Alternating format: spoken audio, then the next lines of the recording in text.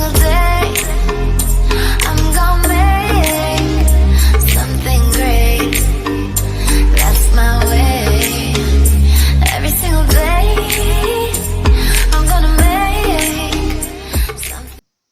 Hey guys, this is Lucy here. So today we're going to be discussing a topic in pediatrics. I hope we're all ready for it. So our main topic of discussion today will be under the cold chain and also the immunization schedule. That's what we'll be looking at today. So before we go any further, I'm just going to list down the objectives that we're going to look at today. We're first going to define cold chain. We're going to look at the table code we're going to look at the table of the cold chain. We're also going to look at some of the equipment that are used to maintain the normal temperature or to maintain the temperature of the vaccine.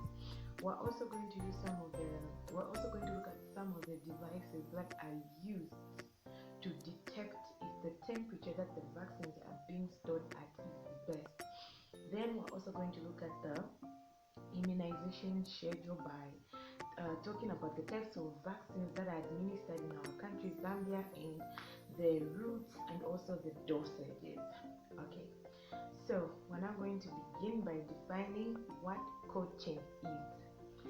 The cold chain can actually be defined as this is when the temperature of the vaccine is maintained from the point it is manufactured until it reaches the client. In short, you can actually say cold chain. This is when the optimal condition of the vaccine is maintained from the point it is manufactured until it reaches the client or the person that is receiving the vaccine. I'm then going to talk about the tree or the stages of the cold chain. The major steps that you're not supposed to forget begin from the manufacturer. After the vaccine is manufactured, it is then distributed.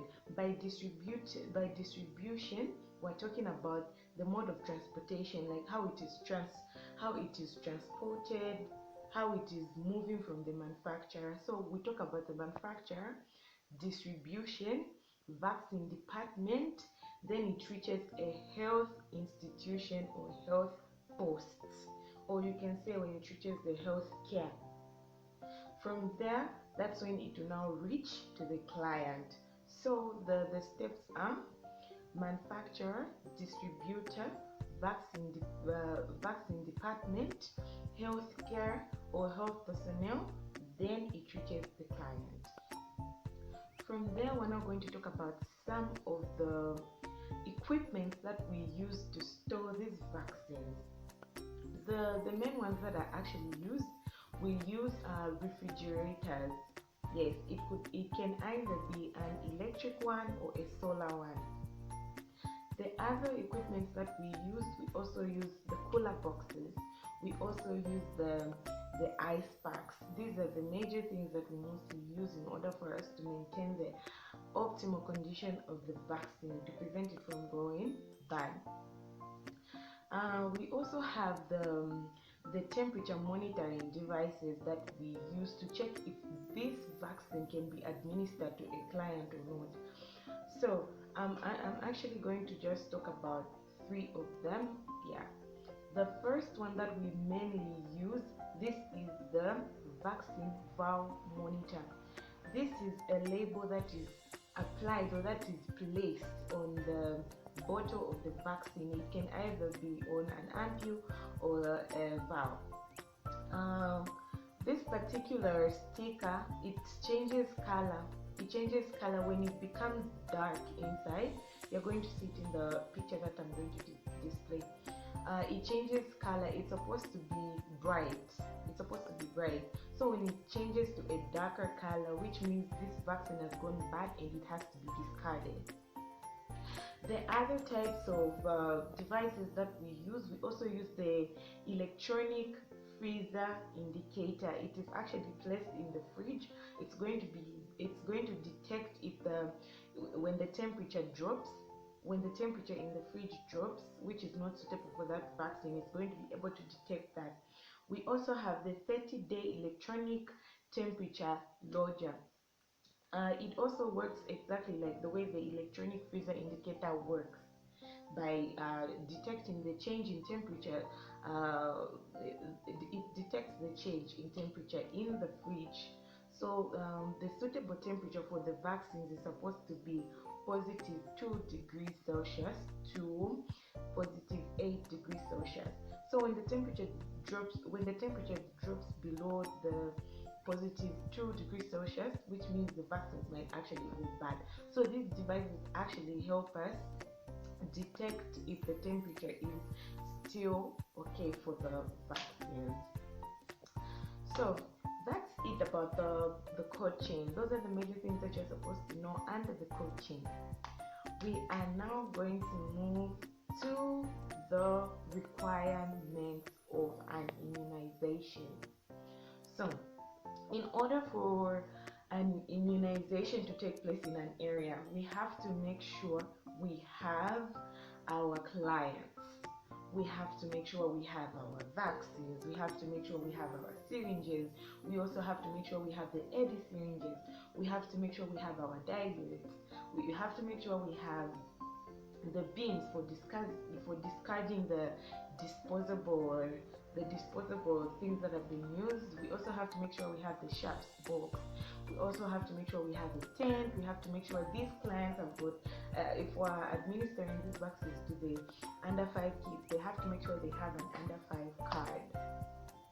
We also have to make sure we use distilled water and also swabs and also a galley pot, because we're not supposed to use spirit on this particular client, because it can either react with the vaccine or it can interfere with the vaccine itself.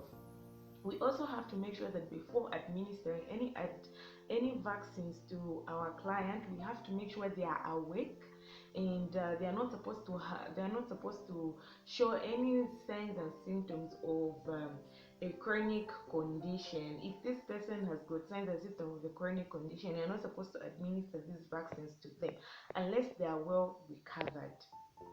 Yes.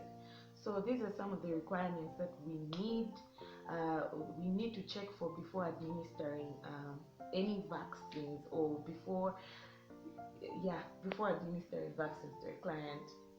Okay, so we're now going to talk about some of the vaccines that are administered in Zambia. Yes, those that are administered in Zambia to under 5 children. So the first vaccine that is administered is BCG, which is Bacillus contagiosum.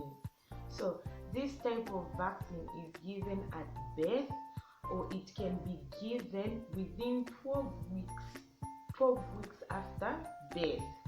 It should be administered intradermal, and the dose should be 0.05 mils. The other vaccine that we also get, and this vaccine is actually given against tuberculosis, so it prevents tuberculosis. That's why we administer that type of vaccine. The other vaccine we also give is oral polio vaccine. There are actually 5 of them. There are 4 of them. There's OPV0, OPV1, OPV2, and OPV3, and also OPV4. Yes, OPV4. So OPV0 is administered at birth within 13 days of birth, and it is given orally 2 drops. OPV1 is given at 6 weeks and orally, while OPV2 is given at 10 weeks orally. OPV3 is given at 14 weeks orally, and also the IPV. This one is injectable polio vaccine. It is actually administered at 14 weeks also, intramuscular on the left middle, outer thigh. These are actually given to prevent poliomyelitis. Then the other vaccine that we also give PCV, pneumococcal conjugate vaccine. This is the type of vaccine that is given to prevent pneumonia, and it should be administered on the right thigh, which is which is the right middle outer thigh, IM, intramuscular. The other vaccine that is also given, we also give the rota vaccine. This one is given at 6 weeks, 10 weeks orally, and the dosage is 1.5 mils. The other one we give is Measles Rubella vaccine. This one is given at 9 months and also 18 months subcutaneously on the deltoid muscle. Yeah, so these are the vaccines that are actually administered, and that's what I had for you today. I hope we've gotten one or two things, and I hope we've at least gotten something on the immunization, coaching, and also the requirements. Thank you very, very much for watching. Have a good day. Every single day